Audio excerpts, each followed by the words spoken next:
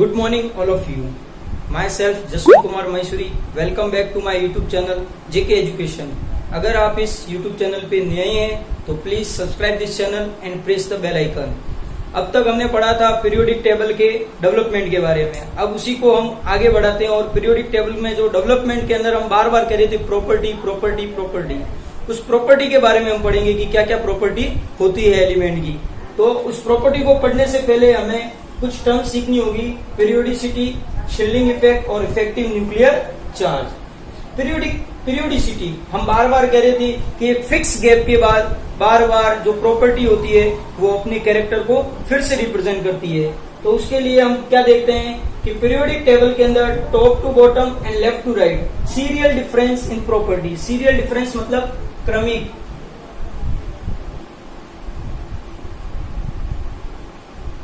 Serial difference मतलब property के अंदर कुछ यानी कि फिक्स प्रॉपर्टी के अंदर क्या हो जाता है, चेंज होता है। उसका रीजन क्या है, क्योंकि आफ्टर अ रेगुलर इंटरवल, एक नियमित अंतराल के बाद same electronic configuration repeat itself. एक नियमित अंतराल के बाद जो समान इलेक्ट्रॉनिक विन्यास है वो अपने को खुद ही को क्या करता है, वापस से रिप्रेजेंट कर रहा है यहाँ पे। फिर उसके बाद आता है शिल्डिंग इफेक्ट यानी कि सिग्मा और इफेक्टिव न्यूक्लियर चार्ज यानी कि जेड इफेक्ट। शिल्डिंग इफेक्ट यानी कि परिरक्षण प्रभाव। परिरक्षण प्रभाव में क्या देखो, क्या लिखा हुआ है, the repulsion force by the total electrons of the inner shell given to valence shell electrons called shielding effect. मान लिया कि कोई एलिमेंट है, उसका न्यूक्लियस, और उस न्यूक्लियस के चारों तरफ क्या होते हैं, इलेक्ट्रॉन। जो इलेक्ट्रॉन जो उसका वैलेंस शेल का जो इलेक्ट्रॉन है यानी कि आउटर मोस्ट शेल का इलेक्ट्रॉन, उस इलेक्ट्रॉन के अंदर वाले जितने भी इनर शेल के इलेक्ट्रॉन है उसके द्वारा उस आउटर शेल के इलेक्ट्रॉन को रिपल्शन करना, उस रिपल्शन को क्या कहते हैं, शिल्डिंग इफेक्ट। ये ऐसा क्यों होता है, क्योंकि हमें पता है कि न्यूक्लियस के अंदर हाई इलेक्ट्रोपॉजिटिव होता है क्योंकि उसमें प्रोटॉन होते हैं और वो इलेक्ट्रॉन को अपनी तरफ क्या करते हैं, अट्रैक्ट करते हैं। अगर वो ऐसे ही अट्रैक्ट करते रहे तो एलिमेंट ही स्टेबल नहीं रहेगा, इसीलिए शिल्डिंग इफेक्ट होना भी जरूरी है, जिसे हम सिग्मा द्वारा रिप्रेजेंट करते हैं।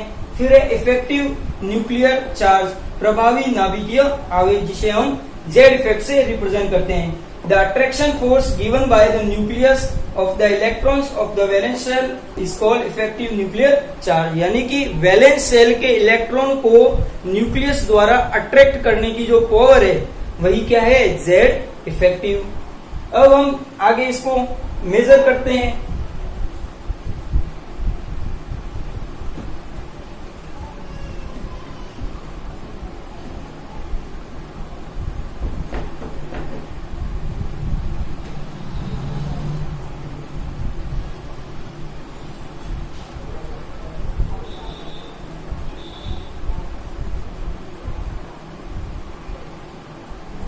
अभी हमने पढ़ा कि जो जेड इफेक्टिव है, अभी हमने देखा कि सिग्मा और जेड ये दोनों एक दूसरे का क्या कर रहे हैं, जेड इफेक्टिव, ये दोनों एक दूसरे का क्या कर रहे हैं, अपोज कर रहे हैं। एक तो कर रहा है अट्रैक्ट और एक कर रहा है रिपल्शन कर रहा है। तो उसी को हम आगे रिप्रेजेंट करने के लिए जेड इफेक्टिव की कैलकुलेशन करते हैं। Z effective is equal to Z minus sigma. यहाँ पे ये जेड इफेक्टिव, जेड क्या है, एटॉमिक नंबर, या हम ये कह सकते हैं जितना इलेक्ट्रॉन एटॉमिक नंबर होता है उतने के उतने क्या होते हैं, इलेक्ट्रॉन, या हम कह सकते हैं इलेक्ट्रॉन या number of electron.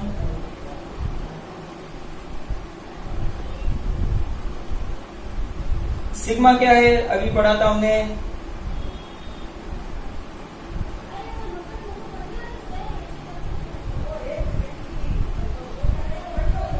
Shielding effect. अभी जो सिग्मा है, अब जेड इफेक्टिव के लिए हम जेड और सिग्मा, हमें ये दो वैल्यू चाहिए जिसके अंदर जेड तो फिक्स होता है, जो भी हम एलिमेंट लेंगे और जिसका हमें जेड इफेक्टिव निकालना है उसके लिए एटॉमिक नंबर तो फिक्स हो गया है, या हम कहें इलेक्ट्रॉन नंबर तो फिक्स हो गया, लेकिन उसके लिए जो शिल्डिंग इफेक्ट है वो अलग अलग होता है, क्योंकि शिल्डिंग इफेक्ट किसके ऊपर डिपेंड कर रहा है, इनर शेल के इलेक्ट्रॉन के ऊपर और आउटर शेल के इलेक्ट्रॉन के ऊपर भी डिपेंड करेगा। इसके लिए calculation of sigma,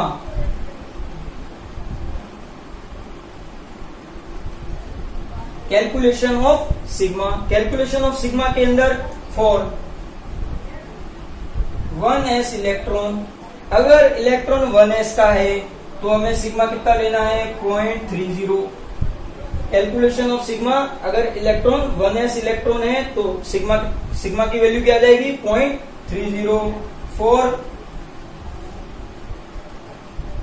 ns sorry for n या s and p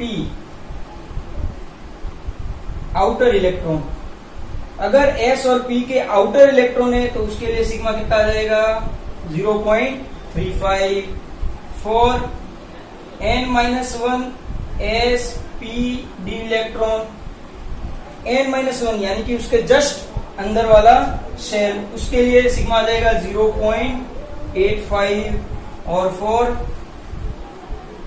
n-2 s p d electron, उसके लिए सिग्मा की वैल्यू क्या है 1। इसका हम एक एग्जांपल ले लेते हैं।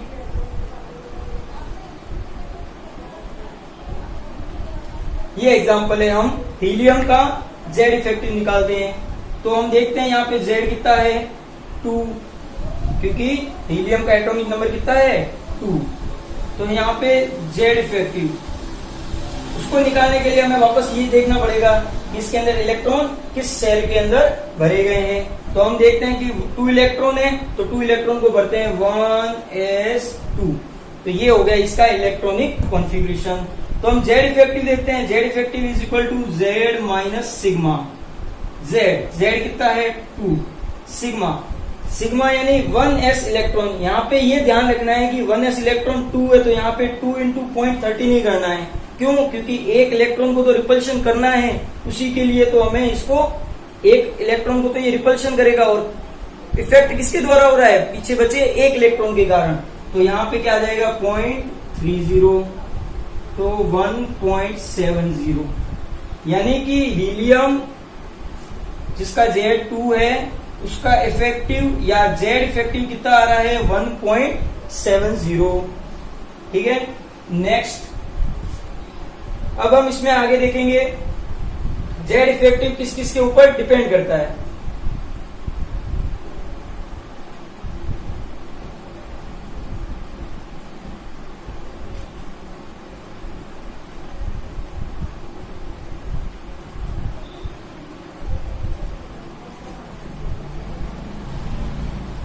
देखो लेफ्ट टू राइट जाते हैं हम पीरियोडिक टेबल में।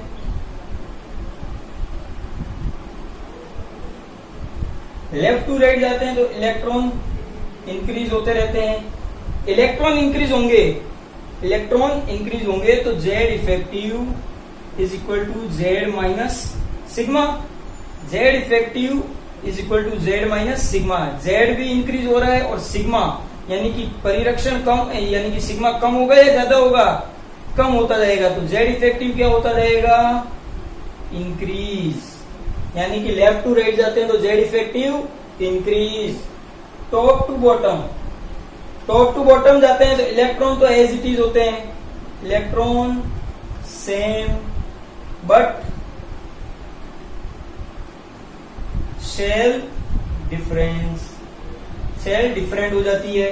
लेकिन हम देखते हैं कि हमने देखा अभी कि ये किसके ऊपर डिपेंड कर रहा है Z और सिग्मा के ऊपर, लेकिन ये शेल इतनी इफेक्ट नहीं करती है किसके अंदर, ग्रुप के अंदर।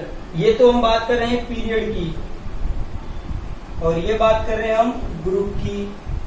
तो यहाँ पे Z इफेक्टिव लगभग क्या हो जाता है, कोई चेंज नहीं आता।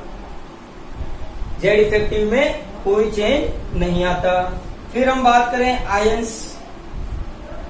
आयंस या हम बात करें iso electronic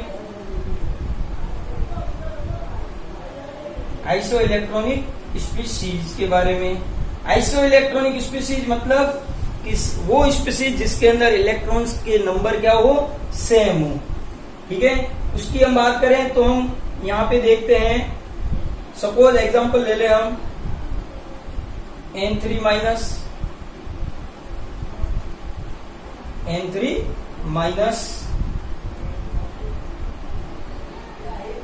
O2 minus F minus Ne, ठीक है।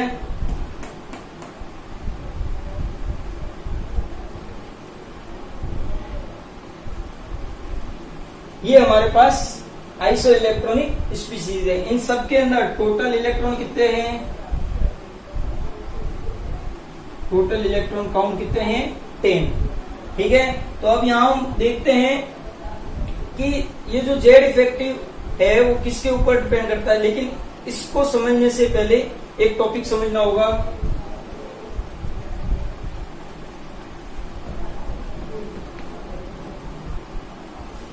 जो जेड इफेक्टिव होता है वो पॉजिटिव चार्ज के तो प्रोपोर्शनल होता है, या हम कह सकते हैं प्लस चार्ज के प्रोपोर्शनल, और जो नेगेटिव चार्ज के क्या होता है? अपोज। सर ये क्या होता है? कुछ समझ में ही नहीं आया। ये न्यूक्लियस था और ये इसका आउटर मोस्ट सेल इलेक्ट्रॉन। इसमें से प्लस का मतलब क्या है? यानी कि इलेक्ट्रॉन को हमने क्या कर दिया? रिमूव कर दिया। इलेक्ट्रॉन को जैसे ही हम रिमूव करते हैं यानी कि इलेक्ट्रॉन यहां से कम हो गए, और प्लस चार्ज तो उतना का उतना ही है, तो ये अपने तरफ इलेक्ट्रॉन को खींचेगा या कम करेगा? आसानी से अट्रैक्ट करेगा। अट्रैक्ट करेगा यानी कि सिग्मा की वैल्यू अपने आप ही कम हो गई और जेड इफेक्टिव क्या हो गया? इंक्रीज हो गया। और जस्ट इसका उल्टा कौन है? नेगेटिव, ठीक है ना। तो जेड इफेक्टिव प्लस चार्ज के तो डायरेक्टली प्रोपोर्शनल होता है, और नेगेटिव चार्ज के क्या होता है? अपोजिट होता है। तो यहाँ पे हम देख लें तो इसका हम जेड इफेक्टिव निकालने जाएं, जेड इफेक्टिव सबसे ज्यादा किसका होगा इन सब में? Mg2 प्लस का, फिर Na प्लस, फिर Ne,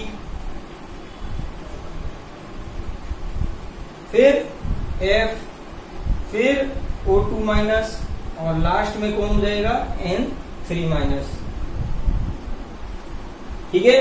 यहां हम कोई एक आयंस की बात कर लें। आयंस के अंदर हम एग्जांपल ले लेते हैं, जैसे कि N माइनस और N। तो इन दोनों के अंदर जेड इफेक्टिव किसका ज्यादा होगा? तो अभी हमने कहा कि नेगेटिव का जेड इफेक्टिव अपोजिट है, यानी कि न्यूट्रल का ज्यादा होगा। या हम पॉजिटिव की बात कर लें, Na प्लस और Na, तो इसके अंदर सोडियम का जेड इफेक्टिव क्या होगा? ज्यादा होगा। यहां तक समझ में आ गया? नेक्स्ट हम पढ़ते हैं टॉपिक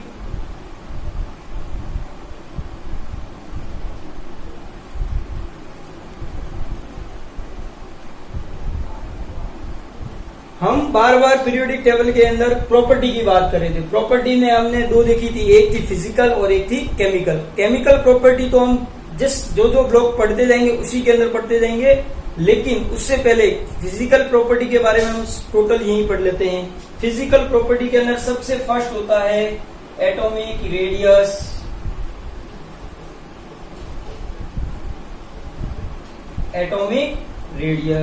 एटॉमिक रेडियस क्या होती है? डिस्टेंस या एवरेज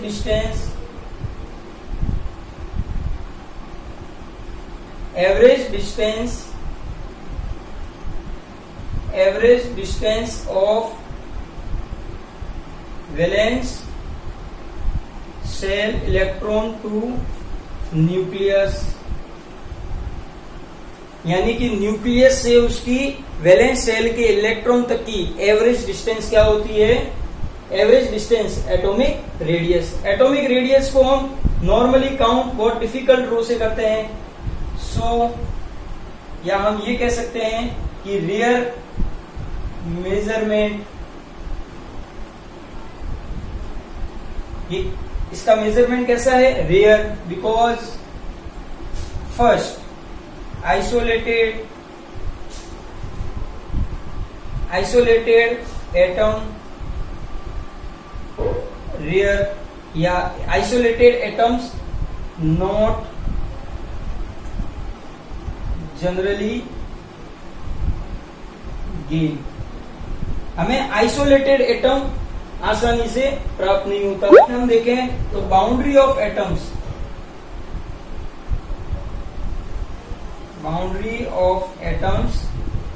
नॉट क्लियर। अब ये जो इसकी बाउंड्री ही क्लियर नहीं है, तो हम इसको किससे निकालते हैं, एवरेज या हाफ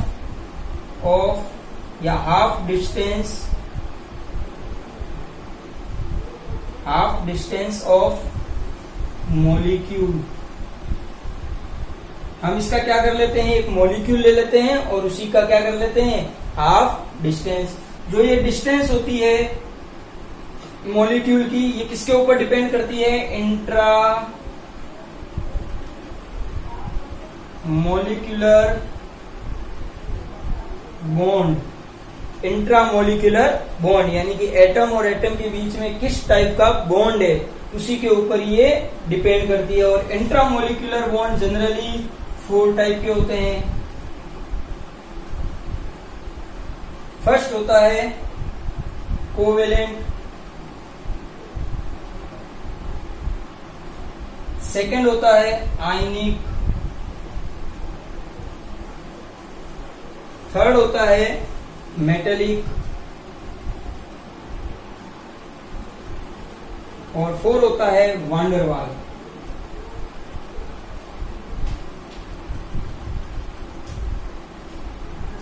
जिस टाइप का बॉन्ड होता है उसी टाइप की क्या होती है, रेडियस। यानी कि सबसे फर्स्ट हम पढ़ेंगे कोवेलेंट रेडियस, फिर आयनिक रेडियस, फिर मेटेलिक रेडियस और फिर वांडरवाल्स रेडियस। तो चलो फर्स्ट हम स्टार्ट करते हैं।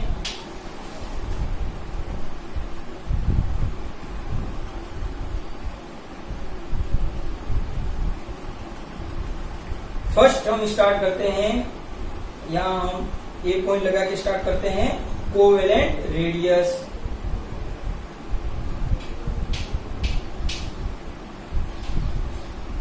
कोवेलेंट रेडियस, कोवेलेंट जो रेडियस है वो देखो, कोवेलेंट बॉन्ड या तो सेम एटम मिलके बनाएंगे या डिफरेंट एटम मिलके बनाएंगे। जो सेम एटम मिलके बनाएंगे यानी कि होमो एटोमिक। अगर मॉलिक्यूल कैसा है, होमो एटोमिक, तो हम यहाँ पे क्या देखते हैं कि जो R होती है या R ऑफ A होता है वो D of A divided by 2 होता है, यानी कि उसका क्या हो जाता है, हाफ। या हम देखते हैं हेटेरो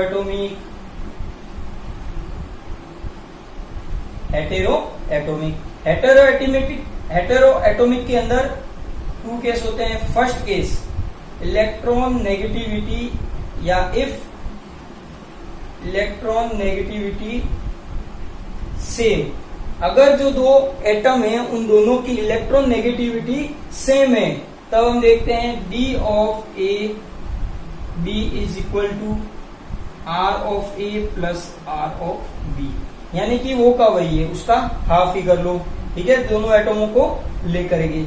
लेकिन if electron negativity different, electron negativity कैसी है, डिफरेंट है, तब हम क्या देखते हैं, तब हम देखते हैं कि D of A B is equal to R of A plus R of B minus 0.09 bracket X of A minus X of B। यहां पे R तो समझ में आ गया कि A की रेडियस, B की radius, X is equal to electronegativity of A और एक्स भी क्या है, इलेक्ट्रो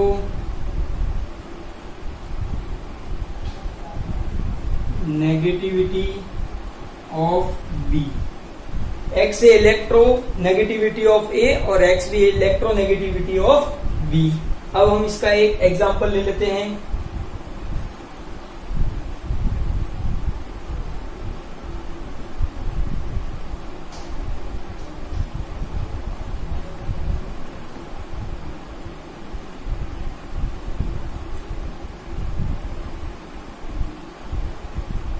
कोई एक Cl2 मॉलिक्यूल है,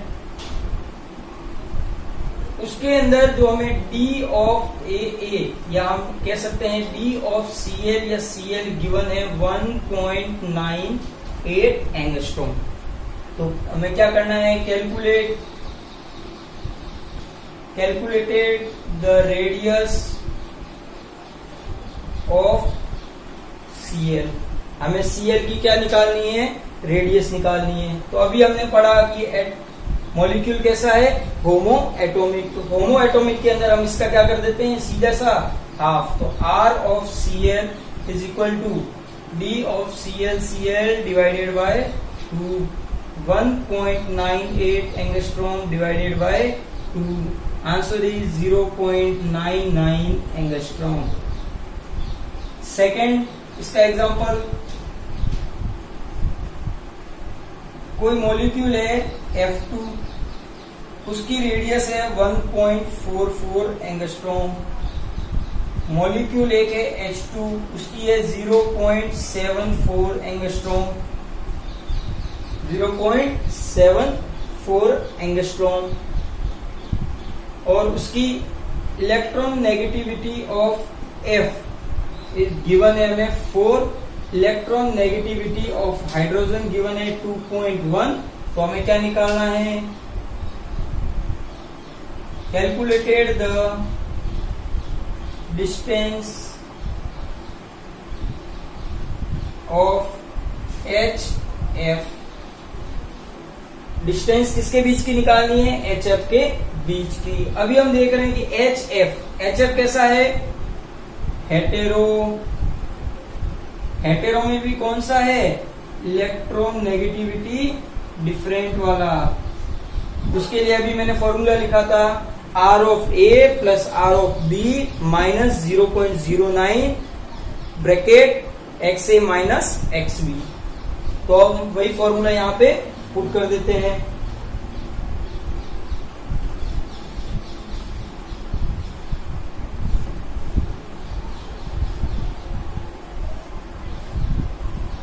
हम देखते हैं D of HF is equal to X या RA plus RB 1.44 divided by, या हम ऐसे लिख सकते हैं R of F plus R of H minus 0.09 X of F minus X of H। R of F यानी कि F2 मॉलिक्यूल है, ये तो है होमो, तो होमो का तो क्या होता है, हाफ। तो 1.44 divided by 2 plus 0.74 divided by 2, क्योंकि ये भी कैसा है, homo, minus 0.09 electron negativity of fluorine minus electron negativity of hydrogen.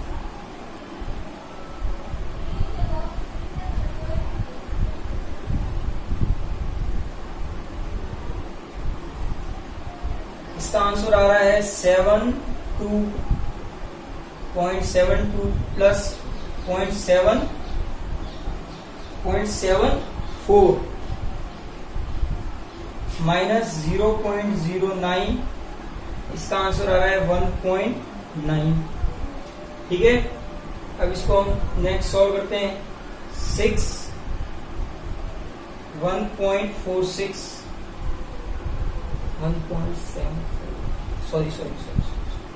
0.74 यानी कि 0.37।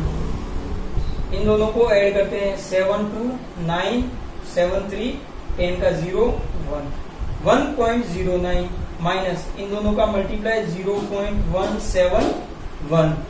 इन दोनों को माइनस करते हैं तो आंसर आएगा 981 और 9.919 आंसर। ठीक है, अब हम नेक्स्ट पढ़ेंगे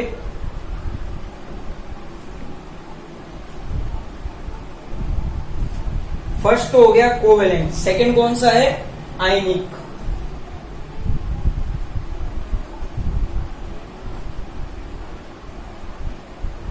आयनिक रेडियस। आयनिक रेडियस यानी कि आयंस, आयंस टू टाइप यानी कि फर्स्ट तो है कैटायन। तो हम क्या देखते हैं कि कोई ए है, उसमें से इलेक्ट्रॉन को क्या कर दिया, रिमूव कर दिया। इलेक्ट्रॉन को क्या कर दिया हमने, रिमूव कर दिया। तो हम क्या देखते हैं कि जेड इफेक्टिव, अभी हमने थोड़ी देर पहले बात की थी, जेड इफेक्टिव पर भी डिपेंड करता है। जेड इफेक्टिव किसका सबसे ज्यादा है, ए प्लस का और ए नॉर्मल का, यानी कि जो न्यूट्रल है उसका जेड इफेक्टिव पॉजिटिव से क्या है, कम है। इसमें हम देखते हैं कि जो रेडियस है वो ए की ज्यादा है, ए प्लस से। सेम एग्जांपल लेते हैं हम एनआईएन का। एनआईएन में देखते हैं हम, कोई ए है, उसको इलेक्ट्रॉन दिया और क्या बन गया, ए माइनस। तो जेड इफेक्टिव ए न्यूट्रल का ज्यादा होता है, ए माइनस का। और जो रेडियस होती है वो डिपेंड प्रोपोर्शनल होती है, यानी कि ए की रेडियस ज्यादा है, ए माइनस, सॉरी, जेड इफेक्टिव ज्यादा हो गया, यानी कि ये ज्यादा से ज्यादा अट्रैक्ट होगा और ये अट्रैक्ट नहीं होगा। तो ए रेडियस ए माइनस की ज्यादा होगी ए से, ठीक है। फिर इसमें हम आगे देखते हैं, कैटायन हो गया, एनायन हो गया, और इसकी third category iso electronic. Iso electronic यानी कि iso electronic species,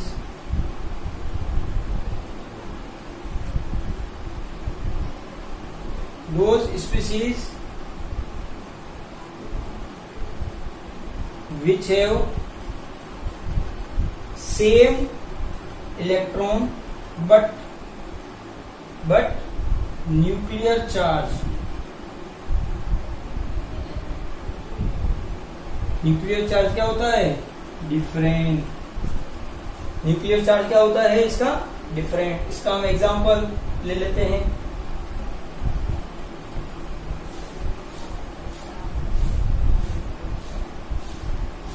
iso electronic के अंदर देखते हैं हम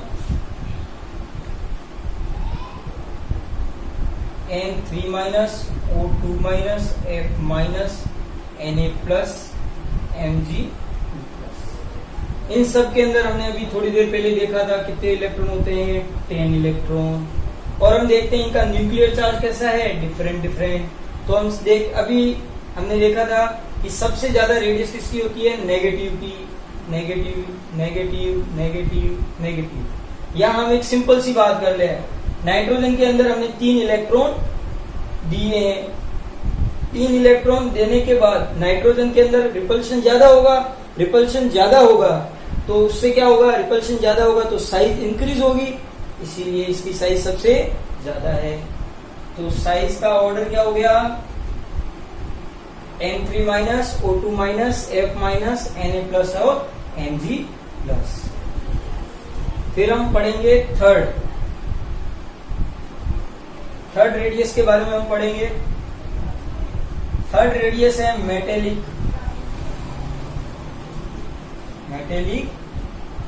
रेडियस। बात किसकी चल रही है, मेटल की। तो मेटल के क्या होते हैं, क्रिस्टल होते हैं। तो किसी क्रिस्टल में या क्रिस्टल के अंदर 2 एडजेसेंट न्यूक्लियस, या न्यूक्लियस की बात कर लें, 2 एडजेसेंट न्यूक्लियस के बीच की दूरी या उनका हाफ डिस्टेंस,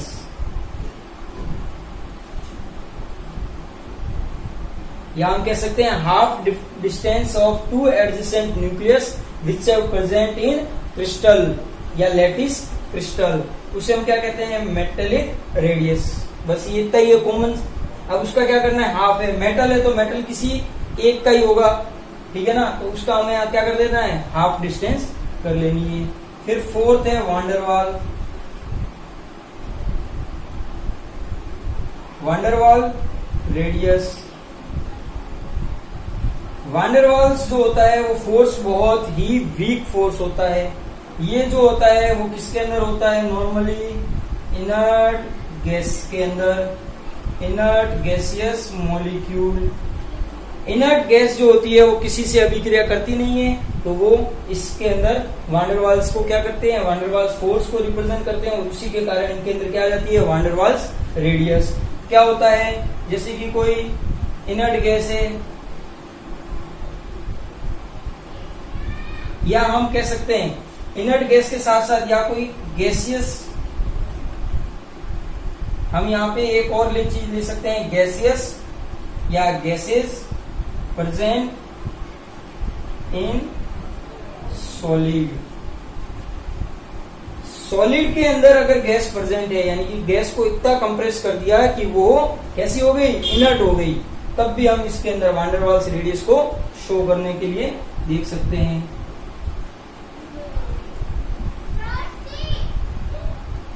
हम यहाँ देखते हैं कि जो मॉलिक्यूल है, उन मॉलिक्यूल में से वो मॉलिक्यूल जो दोनों ही कितने हो? पास पास हो। इन दोनों की जो बीच की दूरी है ये कौन सी होती है?